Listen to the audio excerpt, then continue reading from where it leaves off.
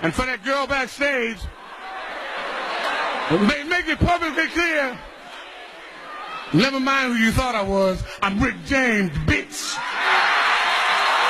What's good, Mind Speakers? Welcome to the 2017 BET Awards show recap. The BET Awards were this Sunday. It was a great show, and I just think we need to talk about the BET Awards and everything that happened over BET weekend, because the BET Awards is important. It's always going to be a staple in the hip-hop and R&B community's year, and I mean, a lot of mess happens over BET weekend. I mean, even before we got to the damn show, Meek Mill and his crew tried to jump Safari. Lil' Kim went somewhere looking like a lucky sperm, or fucking Teletubby with an iPad wrapped around her waist like a fanny pack. And Migos tried to fight the cast of Everyday Struggle, and this is all before the awards. And even after the awards, they tried to fight Chris Brown. Like, there's always so much mess going on. We're not gonna focus on so much of the mess. We're just gonna focus on the awards show and how we feel about it. So if you're ready to get into this recap, let's go. So the show opened up with Bruno Mars. Now, I think that Bruno Mars is perfect for an award show. I think he's perfect for getting the energy flowing, because regardless of whether you like his music or whether you like this new album or not, Bruno is out there giving 195%, and he's gonna turn that crowd all the way up, and that's exactly what he did. I want Bruno Mars to perform at every single award show there is to perform at, and it's good to see him not only take black forms of music, but give back, and to acknowledge that the black community was one of the first communities to ever believe in Bruno Mars. Now he's a megastar and everybody loves him, but it was pretty much us first, and he knows that. So congratulations to Bruno Mars on an amazing performance. I love that.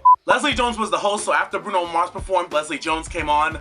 I mean, listen, she got progressively better as the show went on. I thought that her skits were extremely funny, but during this chunk of time, I just felt that she was way too nervous, way too energetic. She was dashing back and forth across the stage like the Flash. Like, she just had too much energy, like she just did a line backstage or something. Like, it was a lot to handle. And the opening set was like 10 or 15 minutes, and it felt like 30 minutes. Like, I just have a soft spot for when comedians have to host award shows, because especially the BET Awards, a lot of times things go wrong, and they'll just say into that little thing in her head, "We're not ready yet, improvise," and then they're stuck and they just have to be funny, and it has to be extremely hard to be able to carry a crowd that long, especially during a warm-up. But I mean, she did the best she could, and I actually thought she ended up being a really good host, even though there were a lot of awkward references to her nudes that leaked. I guess if everybody was gonna think about it, she had to be the one to say it. I thought overall Leslie did a good job. So then we got into our first award of the night. MC Lyte is still in the ceiling, ready to give us our nominees. Migos wins Best Hip Hop Group. I mean, duh, they were gonna win. Why would you give it to Fat Joe and Remy Ma, whose album went triple cobwebs? And Ray Shremmurd, I can see how you would give it to Ray Shremmurd for Black Beatles, but Bad and Bougie, I believe, was the bigger song than Black Beatles. I think? I want to say it was, so congratulations to Migos for that. Sway Lee and French Montana performed Unforgettable. I really loved the performance because I love the African theme of the performance. I just don't know why y'all want Slim Jimmy gone so bad. Slim Jimmy ain't done nothing to y'all. Like, I understand Swayonce is the Beyonce of the group. I understand he's the important one, but my guy Slim Jimmy is important too. Y'all just ain't gonna cut Slim Jimmy like Latavia. I'm not having it. I always felt about that Unforgettable song that song was meant for The Weeknd, but I don't know, he couldn't do it or said no, so then they just put Sway Lee on the vocals that The Weeknd was supposed to have, because for the longest time I thought that was The Weeknd, but it's not. Am I the biggest fan of the song? No, but America loves it, so I mean, hey.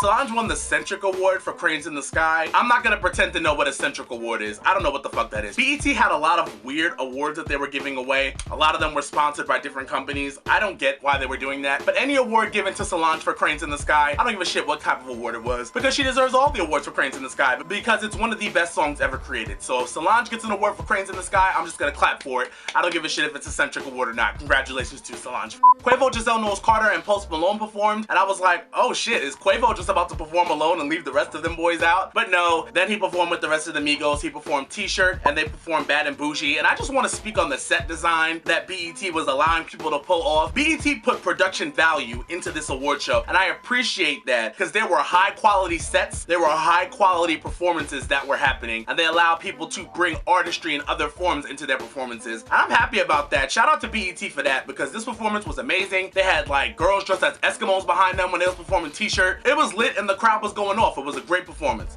Trey Songz performed some ghetto Karma Sutra shit, surrounded by a bunch of Kardashian cosplay dancers. Like, who gives a shit?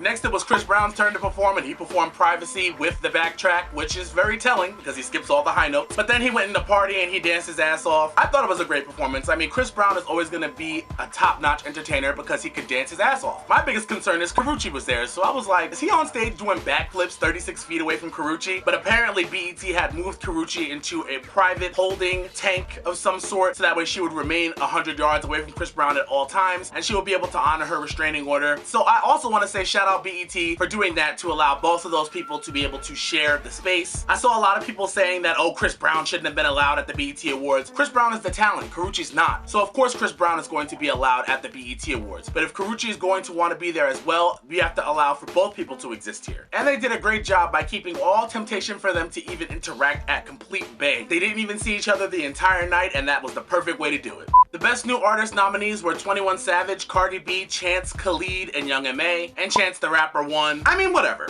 I personally don't see Chance the Rapper as a new artist. I honestly feel that if Chance the Rapper was going to be considered a new artist, then why wasn't SZA in the category? But I mean, sure, I'm gonna let it go. Congratulations to Chance on winning that. I mean, you deserve it, but I just don't think you're a new artist. Mary J. Blige performed a piece of her Can Do diss track and her song Love Yourself with A$AP Rocky, and she looked amazing doing it. Did she sound amazing?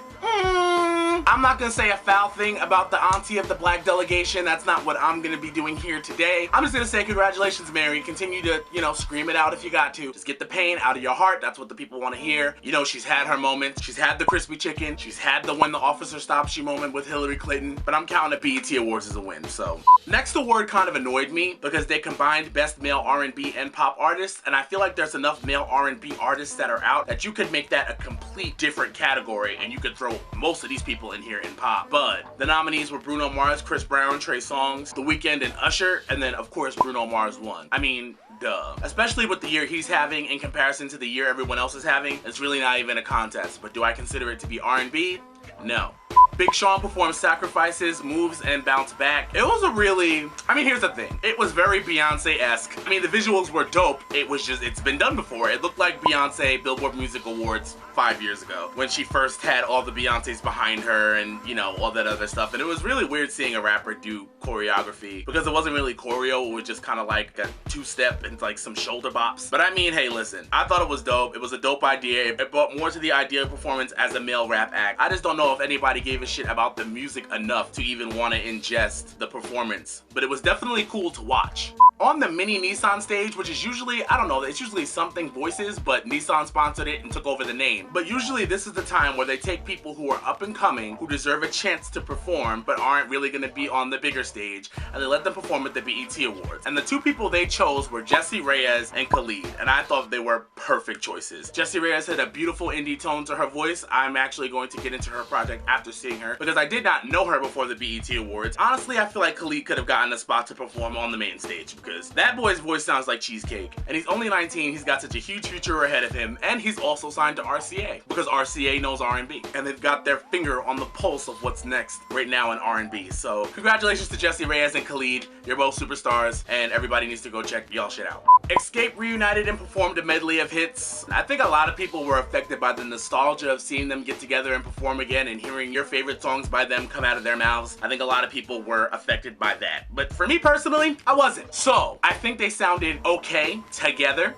Separately, Candy and Tiny need to go back to the vocal drawing board. I don't know what that was. I don't know whether it was nerves, but that just didn't work out. And also, when your pitch is off, you can't recover it just by coming out with some black lady screaming, being like, oh, no, I know, I believe it. You can't just go into one of those trying to evoke emotion from me just off rip because you know your tone ain't there. Like, they tried to take us to church within 30 seconds of that performance, and it was a lot. If you want to go to the Escape tour, you want to take part in the new Escape experience, congratulations on doing that. I didn't think it was a horrible performance by any means. It's just not something that I personally want to see again. But if that's you, I mean, that's all you. Congratulations, you had a moment, but I just didn't. Future performed Mask Off but couldn't say Molly Percocet, and that fucking sucked. I really didn't know how much that Molly Percocet part meant to me until he couldn't say it, because he was just saying Represent, and I don't know, it just didn't work for me. So then I was kind of like, why didn't we choose something else? We didn't have to choose Mask Off. He could have performed I'm So Groovy. He could have done tons of different other stuff, but it was kind of soured for me. And then he brought Kendrick Lamar out and he performed the Mask Off remix, and I don't like the Mask Off remix. I thought that if it was gonna be Kendrick being brought out, then Future should have just sat in the crowd and Kendrick should have came up there and performed DNA, or one of his many hits that came from his last album. I just thought it was a poor choice. So now it was time for Tamar Braxton to perform, which everybody was like, yes, I can't wait to see Tamar do some of that good Braxton singing. And I'd like to note that she changed the wig that she was wearing on her red carpet, which thank you so much for doing that, because that wig looked like a medieval helmet. But here we are. She's got this long blonde wig in a black dress and she's surrounded by people and she's getting ready to sing her song, My Man, which isn't my favorite song of hers, but it has meaning to her and her vocal performance on it is usually good, so I'm ready to hear it. At first, it sounds great, it sounds perfect, and then it starts sounding too perfect. And then she starts going into theatric, but her voice doesn't tremble. I don't hear a breath. I hear nothing. So immediately I'm thinking, Tamar, are you lip syncing? I don't understand why Tamar Braxton would lip sync. And I know a lot of people are saying, oh, it's still her voice. Oh, it's still her. No, I don't.